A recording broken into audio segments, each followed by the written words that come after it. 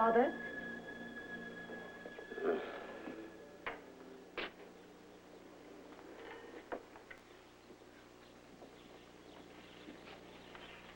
Isn't it awful? He can't even have a nap without my getting almost hysterical. It's been a very peaceful week for him, dear. If we can keep the next two the same, he'll be a new man. With a new heart? Elaine, he's 70. He's had important work in the government since he was 30. Now, you can't expect a man He's needed so much now. Yeah. The president hardly makes a move without him, I grant you that. Sometimes I think Father's the only sane person left in Washington. Honey, you've got to understand it. It's been, what, 25 years since the last World War. And in those 25 years, the world's been cut right in two. Each side just waiting for the other to make a move. Each building a stockpile of bombs and keeping thousands of men in uniform. It's human nature to be tired of it. Want a solution. Even if it means striking first. That's not insanity. I'm sick of living under a threat. It's killing my father. It's on his mind so much. Do you know what he said to me just the other week when he got back from that trip to Albany? He said, Elaine, have you ever seen anything at night in the sky? And I said, well, what do you mean, Daddy? And he seemed so confused and old, as if he couldn't assemble his thoughts. He said, I don't know, some sign, anything.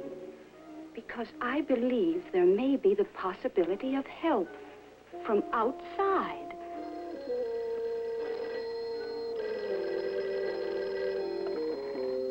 Yes? I'm afraid he cannot be disturbed. Who is this? Would you mind telling me where you got this number? Who is it? Just a minute. He won't give his name. This is the Secretary of State speaking. I'm afraid your name is not familiar to me. That's impossible. I can only refer your inquiry to whatever department should handle it. Might I ask how you got this number? How can you possibly know that? Very well. Half an hour. Sir? Yes, Norris. A man will come to see me in half an hour. Bring him directly to my study. Is he known to you, Mr. Secretary? No. His name is Krane. K-R-A-N-E.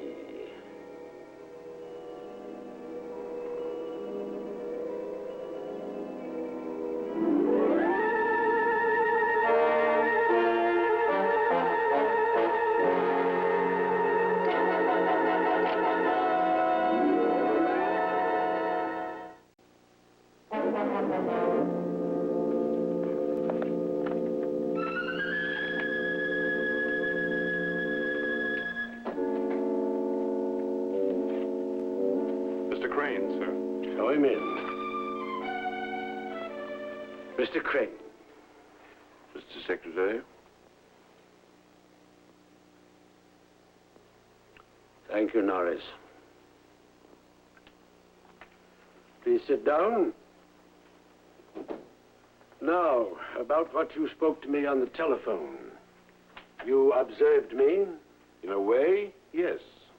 Perhaps I should have reported what I saw. Why didn't you?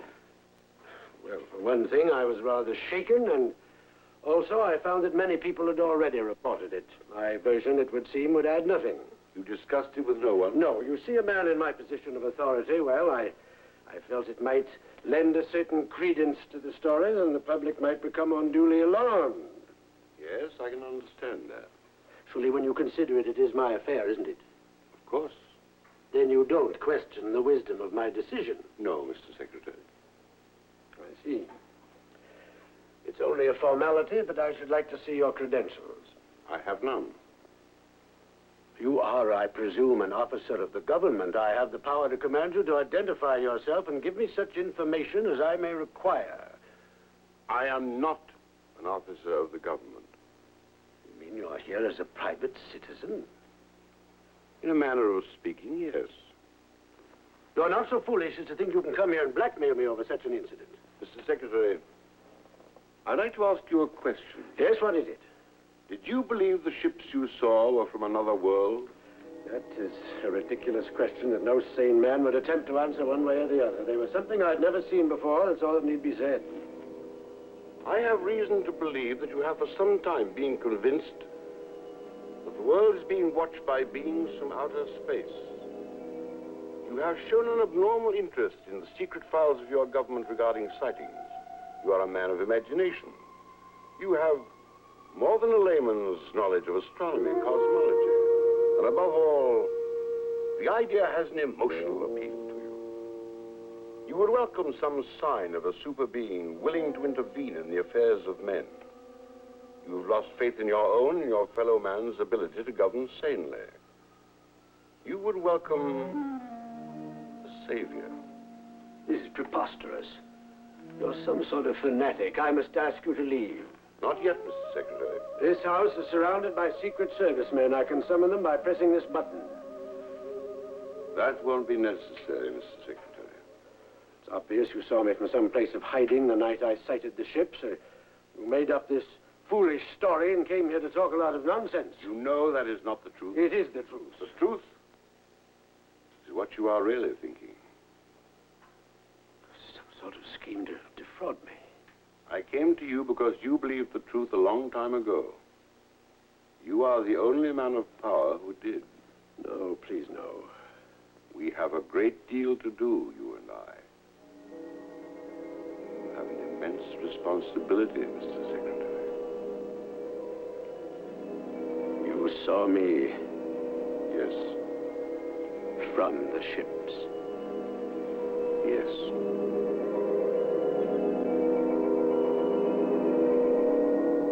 Power has been reached. It seems to me that the two blocks will continue amassing arms in an increasingly upward spiral.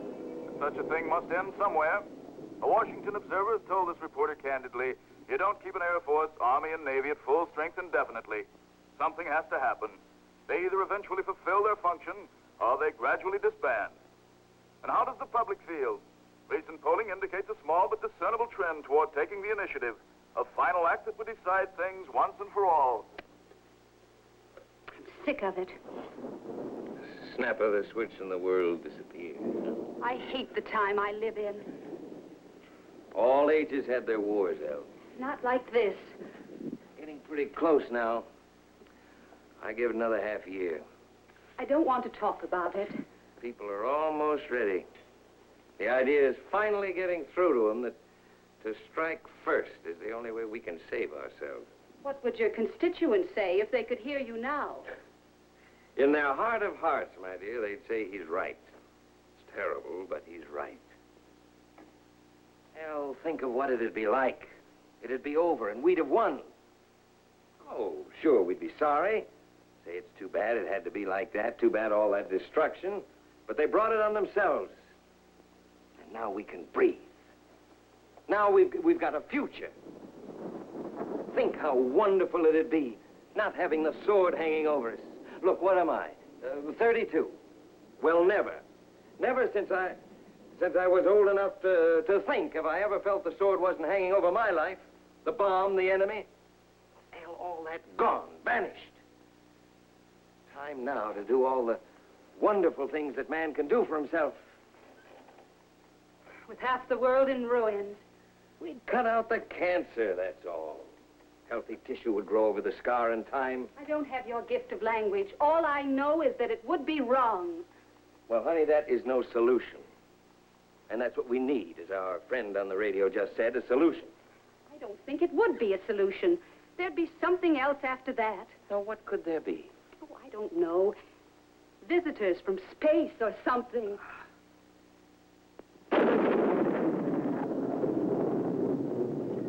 Now, we will be the first to travel in space. I believe in man, Al. Sometimes I could weep when I think of his destiny. If we just had 1 year. 1 year without worrying about our defenses and the bomb. If the enemy were gone. For 1 year, we'd be out there. That's the answer for it all. New fields. That's why we're stale, afraid to act like a bunch of old men. We lost our spirit when we knew the whole globe had been charted. Nothing to pioneer now, so we stand around wondering what we're supposed to do. Well, that's what we're supposed to do, Al. Think of it. It's glorious. We're to people the cosmos. And here we are, right at the beginning. Ken, Hale, this is Mr. Krane. Mr. Krane, this is my son-in-law, Ken Thompson. A clever young man, one of the youngest congressmen we've had in I don't know how many years. And my daughter, Elaine. How do you do, Mr. Krane? How do you do? How do you do? A pleasure, Mr. Thompson. Father, you look very tired. No, on the contrary, I feel quite well and wide awake for a change. And you, my dear, what sort of a day did you have? Oh, swam, lolled around, nice and lazy. Good. Now, I must do a little explaining. Mr. Krane is going to be with us for a few days at least. He is here on a very special mission which I am not at liberty to divulge. He's a guest, a very welcome one. That's all you need know. Please don't let me interfere with any of your activities. And please don't think you have to entertain me. Well, we shall anyhow. Do you sail? I'm afraid There won't be time for that sort of thing. Sir, Yes, Norris. he should be back soon for supper. He's somewhere on the property shooting, and a messenger has been sent out for him. Thank you, Norris. We should be in touch with him any time now, Mr. Krane. The president? Well, if you'll excuse me, I have some letters to write. Elle, Yes? you won't mention Mr. Krane in any of your correspondence. Of course not. It really is top secret, to use that old cliche for the time being anyway. Of course, Daddy. Thank you, dear. Something special up, Harry? More or less. That's a politician's answer, if I ever heard one. You from the capital, Mr. Krane? No. You know something? I have a premonition about you. Maybe it's because Elaine and I were talking about it just before you came in, but... Well, you phoned Harry. Now, you must be somebody pretty important, even to have access to that number. It's my guess that something very important is up. A detective in the family. Now, who's important that I don't know about? Mr. Krane, you are from that holy of holies. That department that's so hush-hush it doesn't even admit it exists. I hit it, didn't I? Mr. Krane isn't here to be cross-questioned, Ken. You're from the PD people, aren't you? The PD people? Hey, it's about time they got to work, too. Who are they? Positive defense. It's a branch of armed forces planning. Positive defense. And what do they do? Mr. Krane plays his role well. It's a new committee. Their work is theoretical. Trying to figure how an armed organization can precipitate a crisis. I may add that it was set up without my blessing. Positive defense. Why not call it simply aggression? Because, Mr. Krane, that is an honest word no longer used by any government. And how are the plans coming? Very nicely, Mr. Krane. Once they're initiated, this whole thing will be over, and we'll be able to live in peace. I see a glint of the hysterical crusader in your eye. I take it you are a supporter of positive defense. You take it correctly, sir. Are there many rash young people like yourself? There are a lot of us that would like to live out our lives with the possibility of war eliminated. I hope you will. And I don't see how that could be termed hysterical. Ken. Excuse me.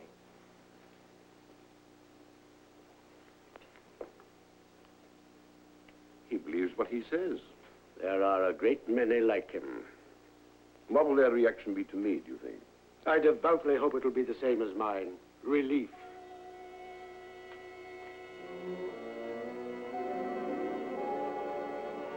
I wonder.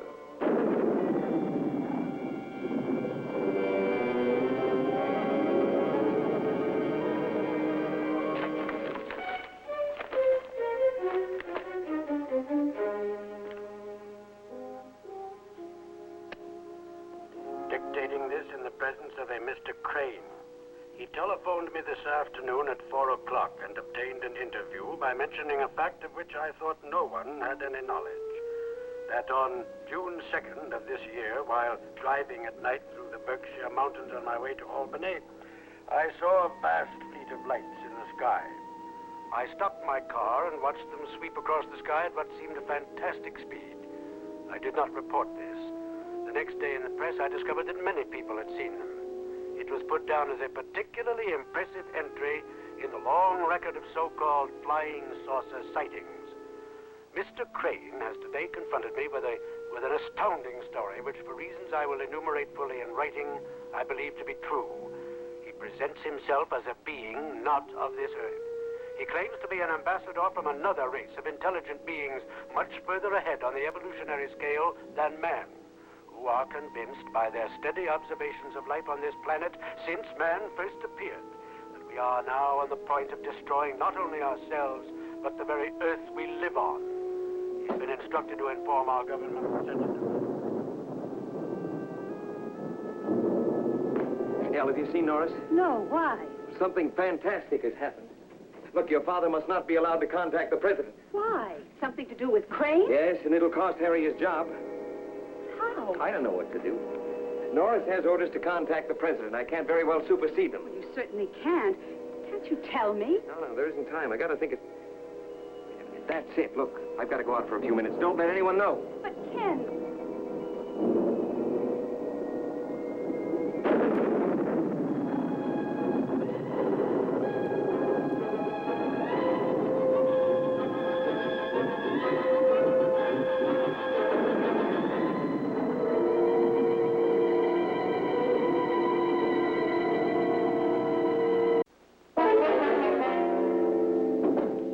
Well, have you been out? Yes, I forgot something in the car. Oh. Where is he? Who? Krane. Huh. Norris is showing him his room, I presume. Harry, have you lost your mind? Has he been talking to you? No. Oh, I see. So that's it. I shall have to lock my study door from now on. I can't trust those closest to me. How dare you? Harry, how could you make such a fool of yourself? Ken, this is none of your business. Look, it's my business if you willingly jeopardize your career. If you won't figure yourself, somebody has to. I ask you to stay out of this. I mean, you really believe all that? Oh, Ken, I have a lot to do. I can't waste time arguing with you about Look, Harry, whoever this Krane is, he just can't be what you think. He's just a man, can't you see that? Probably some character not right in the head, one of those guys that keeps thinking he sees flying saucers or talking to people from Venus or some stupid thing. Harry, what is the matter with you?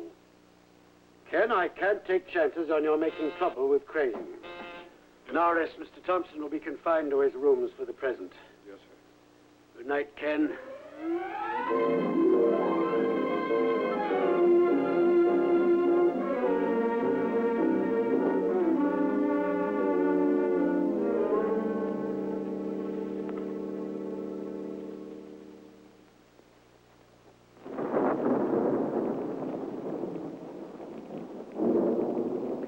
A fire is fascinating, isn't it? Yes. You're a man on a secret mission, aren't you? Yes. Secrets are childish, I apologize, but then there are so many children involved in these large matters. How old are you, Mr. Krane? How old do I look? Well, younger than you probably are. I mean, you have one of those faces that looked 30 when you were 20, and that'll look 40 when you're 60. That's very flattering. It's deserved. I always think that the measure of a person's intelligence can be found in the way he flatters people. Oh? You passed the test very well. What's your criterion? Flattery should be based on truth. A creative exaggeration of a basic fact. Not just an empty compliment. You seem to realize that instinctively. Well, I guess I've gotten lots of practice with a husband and a father in politics. You don't like politics. Oh, I suppose they've got to work at something. But I think it's just another game, like chess. Nothing more. You're a nice man. I can't think you're the villain my husband says you are. Oh, what does he say? Oh, nothing specific. But he thinks you're a bad influence on my father or something. Your father is an honorable and discerning man. It is to the credit of your government that he holds his present position. I merely want to add to his reputation. Well, thank you. But can you tell me what you're here for? He's not well, Mr. Krane. Any emotional upset is very bad. He has 2 years left at the most. I'd like him to resign, but I know he won't. I tried to keep his life as quiet as possible. I'm sorry. But if I hadn't come to him with my problem, someone else would. He's an important man. Yes. Perhaps his heart may be restored someday. How do you mean? Like an artificial arm or leg, removed and replaced. In time to save my father? Forgive me. Oh, please. You sound so confident. Can you do it? Are you a doctor? Oh, please go ahead. Don't keep it to yourself. I'm sorry. I'm sorry. I know. You were just speculating. Yes. I think I'm tired all of a sudden. Good night, Mr. Krane. Good night.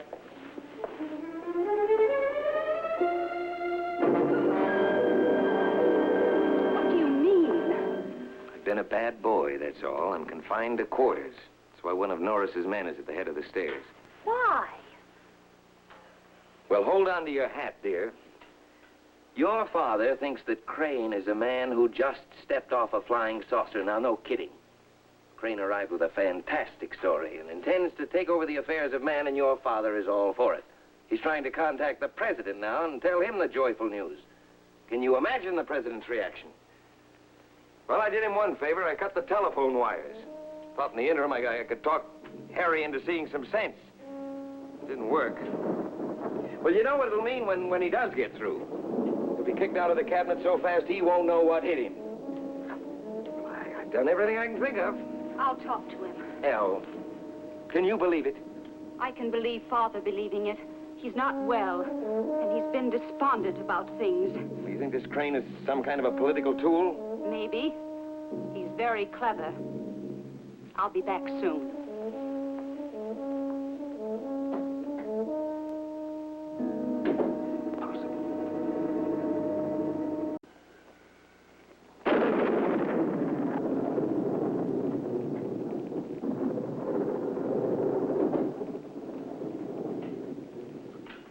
Telephone lines are down. Oh? I've sent Norris into town to try and get things moving.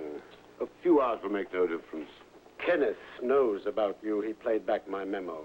Oh. Of course, he believes no part of it. Very passionate about the whole thing. I've confined him to his room for the present. I don't quite know why I believe in you myself, Mr. Krane. I suppose it could be wishful thinking. You see, we lack direction. We've lacked it for so long. I think when we hit on the bomb, we subconsciously knew that our fate was in our own hands, and we realized we weren't capable. We've skated on the thin edge of suicide. But you would accept our direction. Well, the existence of your people will come as a bitter blow to human vanity. The first reaction will be one of hatred and disbelief. They will demand irrefutable proof that you are what you say you are. Proof? Yes, some manifestation that man cannot believe in except by accepting you. You've seen it in the sky for years. Ah, yes, but we'd rather think that's the enemy or an optical illusion. Oh, come now. No, it's quite true. We know you go through the sky at fantastic speeds and that many people have seen you at the same time, but it's nicer to think it's within our understanding. What sort of proof would you want us to give? Well, what shall I say? Write your name in the sky, cause it to stop raining all over the world, make water flow backward. I'm sorry, Mr. Krane, but we are a very simple people. You're hardly more than barbarians. I can see you building temples and worshipping us, creating complicated rites, setting aside certain days for contemplation of our supernatural powers. We wander from planet to planet as you wander from country to country. But we're just as much at the mercy of fate as you. We're older, that's all. That's all very well, but still you're like gods compared to us. Krane, what's it like where you come from? How do you think? What secrets have you solved? If you had the words for me to tell you, you would also have the knowledge. You mean you're so far ahead, so very far that you couldn't tell us even if you wanted to? Yes.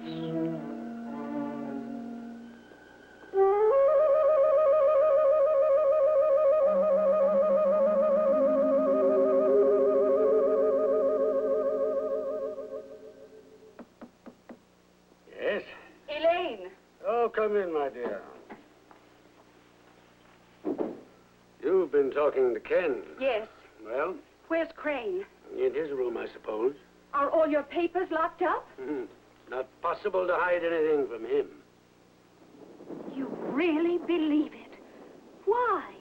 He knows things, if you want a concrete answer. What does that mean? Affairs of state, special strategies no one else has access to.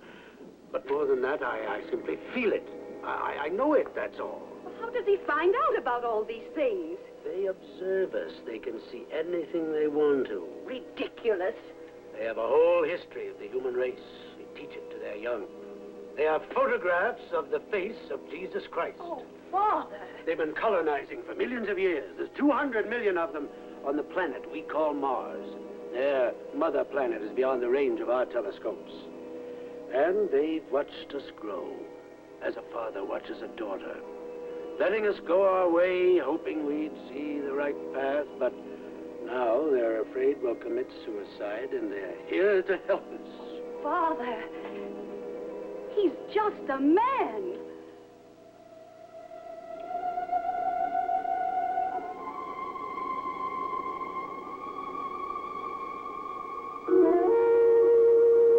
Mr. Krane, I want to talk to you. My father is a sicker man than I thought.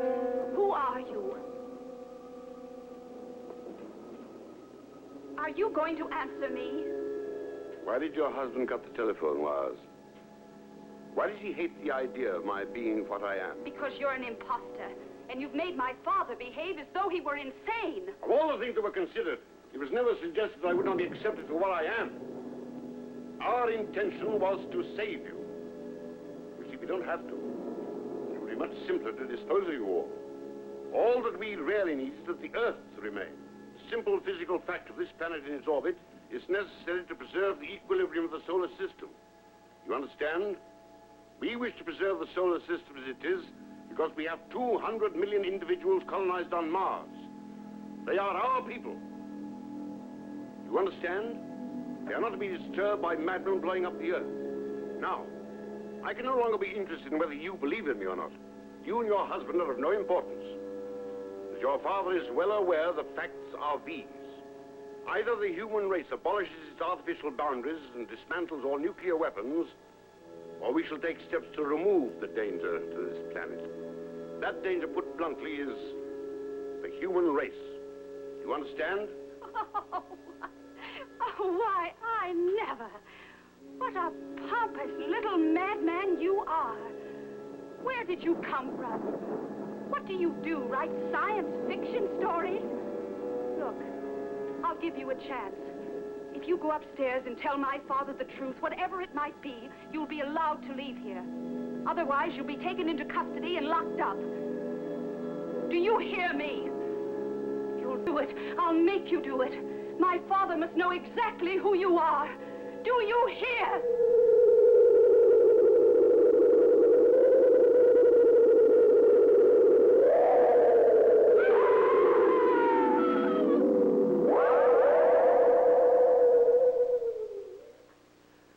Well, it's impossible. It's some kind of hypnosis or something. Look, he can get to you and he can get to your father. But he won't be able to get to me. I'll put an end to this. My wife has fainted. Would you help me? All right, hold it. Now sit down in that chair. Go on, sit down.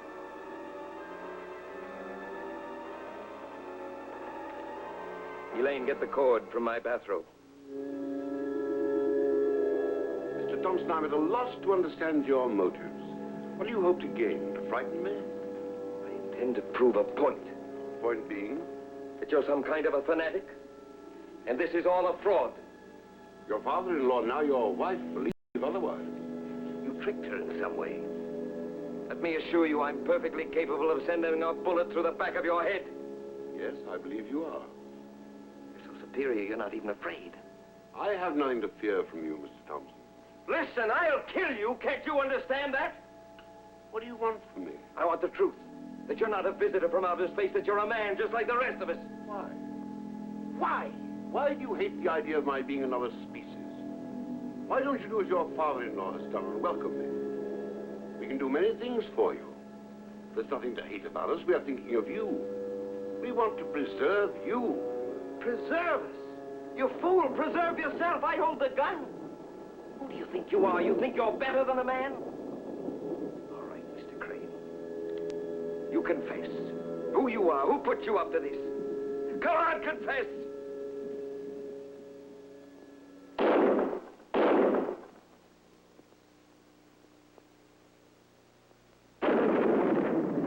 Dead. He's only a man. He's only a man. Come and see. Come on and see.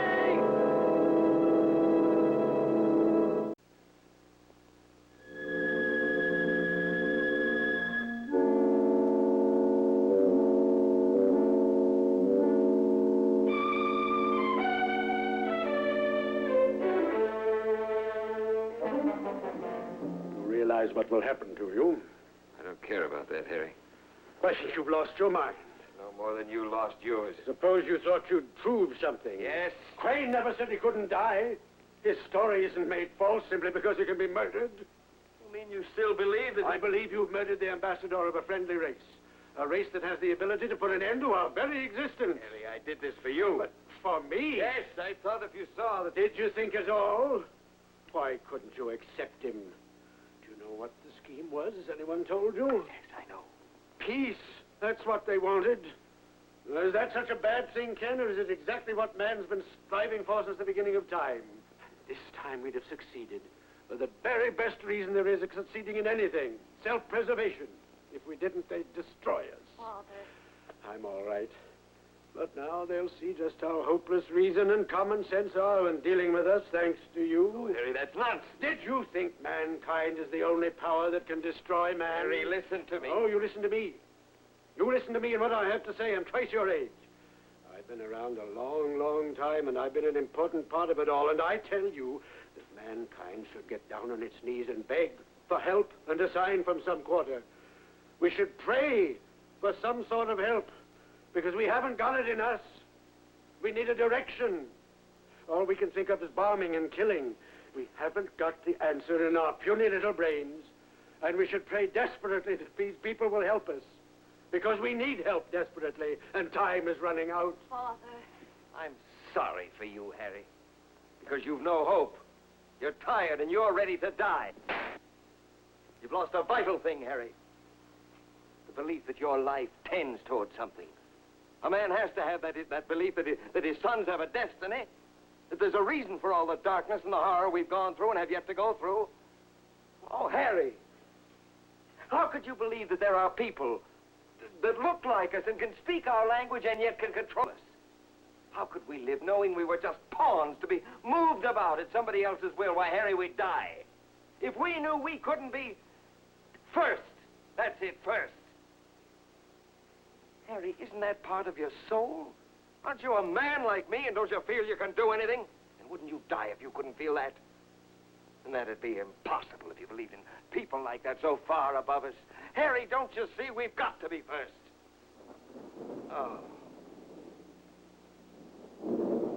The only difference between you and me, Ken, is that you're 32 and I'm 70. I'm very tired. Where's Elaine? She went upstairs.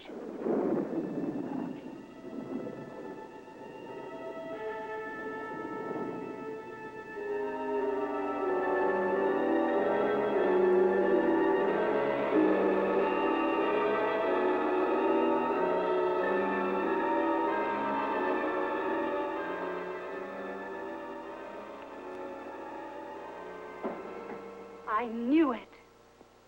I felt you were back with us. How did you do it? I repaired myself. Why did you let him shoot you in the first place? Curiosity is a universal trait. I wanted to find out what it was like for a human being to die. What was it like? Painless. Or at least so much pain it didn't matter. Much too immense for anything so insignificant as pain. And after? The body, as you know, is merely a certain formation of the atoms. The wound rearranged certain of those atoms. To put it simply, I put them back into their original form, which once again enabled me to inhabit this mortal shell. You're joking, aren't you? It's the simplest way of explaining it to you. You're a wonder. No. Only different. I believe in you. Thank you. You're unique. Only here, in your world. Is it possible? Oh, it's funny to think of the men, lords and masters of all they surveyed, or they never were at all. You could have sobered them up pretty quickly at any time. Cocky little roosters, getting elected, inventing their dear little bombs, chasing their women. That has been the course of humanity, yes. And all the time you were around.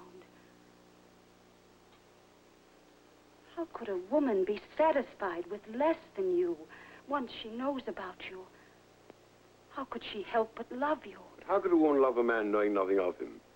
I know what you are. I look like any other man? It's not what you look like.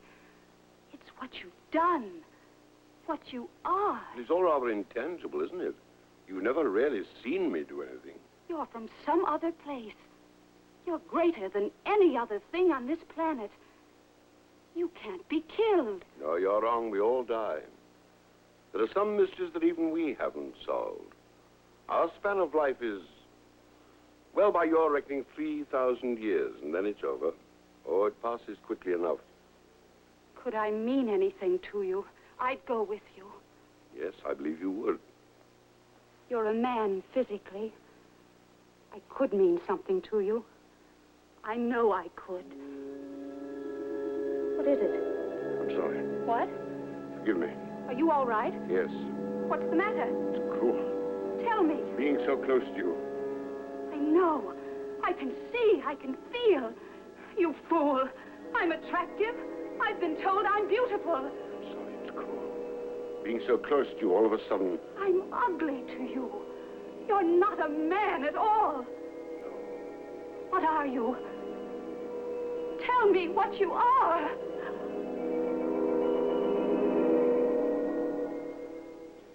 Rain stopped. Yes, sir, there's a lot of moonlight. This has been a terrible night. Elaine. How bright everything is. The moon must be out. Elaine. Elaine! He's alive. He's alive. Alive. He isn't like us. He isn't what he pretends to be at all. She's right.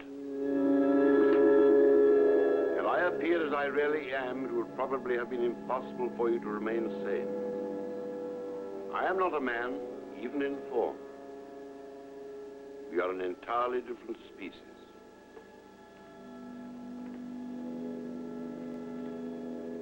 I have insulted your daughter deeply. I should explain myself. This body I occupy is as yours, as everything, merely a certain arrangement of the atoms. To our science, the structure of the human body is sufficiently simple for us to construct artificially. I am now using this as one operates a subtle machine. I was trained for many of your years to use it, to reproduce through it the vocal sounds that you would understand. My training, it seems, was not perfect.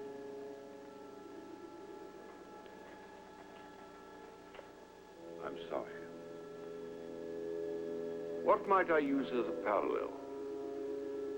All men seem to fear serpents, not so much for its sting as for its horrible difference to man.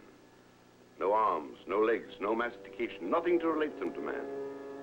And yet they move with a deadly swiftness. What a serpent is to you, all of you are to me. Yet if you saw me as I really am, you would be horrified. For our people have gone beyond the human animal form.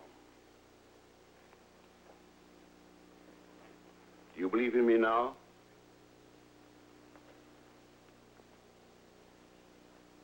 Let me acquaint you with the facts. My mission is a failure.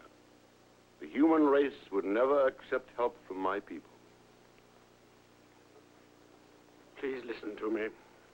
What has happened tonight has been inexcusable. But I beg of you to remember that you came to me. I am the secretary. It is only my words that count officially. And I welcomed you. And I know the president will welcome you. You're wrong. He is much more of a sounding board than you will ever be. Forgive me. You are a dying man. He is a living man. Had he accepted me, there would have been hope. What are you thinking about now, Searching for some weapon that will destroy me? Here, my young friend, is what we could have offered you. Peace, interplanetary flights, an end to disease. And by this, I mean all the diseases that you dread most. Cancer, all the fatal diseases of the heart. The human life expectancy would have jumped enormously. This planet would have been overcrowded. But then, this was your destiny. How many planets do you suppose there are up there almost identical with yours? Millions. Did you suppose that when you reached the Pacific Ocean, this was to be an end of your colonizing? Your destiny was as ours. We began lowly, as you, in the ocean. Why is this house by the sea? Why do you love the sight of the sea? Your destiny was as ours. We grew, we fought, we murdered. We believed in ourselves. While we killed, we said it was for good. For freedom, for security of progress. We felt stirring in us a marvelous destiny. Our young people dreamed of a magnificent future. Our old people fell ill, lost hope, thought we were doomed. Our women stayed silent, watching, thinking as fools, knowing their feminine secrets, picking the best men they could find so that the children would be a little better than what went before. And they took from us parts that we hardly missed. So intent were we on fighting and killing and building on the ruins. Not many of us realized that this was the most important part. For when all is said, what are we but what the women construct? Yes, we are glorious compared to what we once were. But we go on. We travel about, but we cannot find an end to space. We still seek the purpose of it all. And death is with us, as with you. Our friends disappear. We seek them, but we do not find. Yes, we have our problems. What is to become of us? You are at a dead end. When wars had a purpose, the acquiring of land, the stronger race replacing the weak, nature smiled at war. And now your war will make no sense. What are we supposed to do? We're doomed, Ken. These are the facts. 4 explosions of your most powerful bombs within 48 hours will set off a reaction that will destroy the world. Those explosions are bound to take place should war occur. We intend to see that those explosions do not take place. We shall remove the detonator. The detonator in this case is yourselves. Now I must leave you. Hey, don't you see what's happening? Think of something. He's right, Ken. We'd never accept his people. We'd try and fight them. We're intent on suicide. Sir, I thank you. At least I shall die with as much knowledge as a man can have.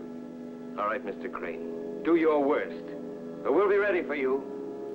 Puny as we may be compared to you, we'll go down fighting. Maybe some of us will come out alive, and maybe someday. Goodbye. Understand that much have said to you I was instructed to say. I have spoken to you as my people might speak to the whole of your race.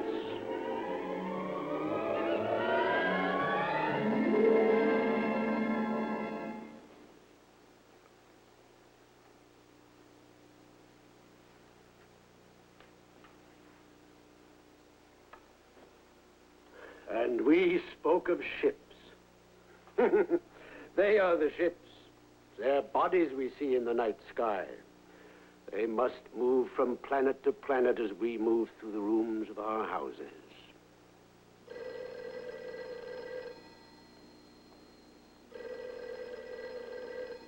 Answer it, Norris.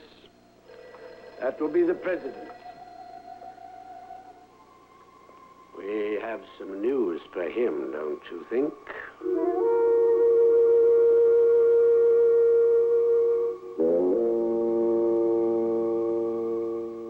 What are your conclusions? They are as we thought. They are chosen. They fight in the face of death. They believe there is no limit to their powers. Even faced with me, they were defiant. Yet there is love in their souls. Misguided and tortured, it still lives within them. What of their bombs, their suicide? It will not come. The appearance of the three of us simultaneously to their three most important governments will see to that. Even now, they are effecting a federation of the earth to fight us, to keep us from destroying them. And what do you consider will be the outcome? As we've planned. They will all band together as brothers and look to space for their war. They will remain on guard for thousands of years. Eventually, after they conquer space in their efforts to find us, they will cease to believe we ever appear. We will become mere folk legends of a superstitious age. Then we can consider your mission a success.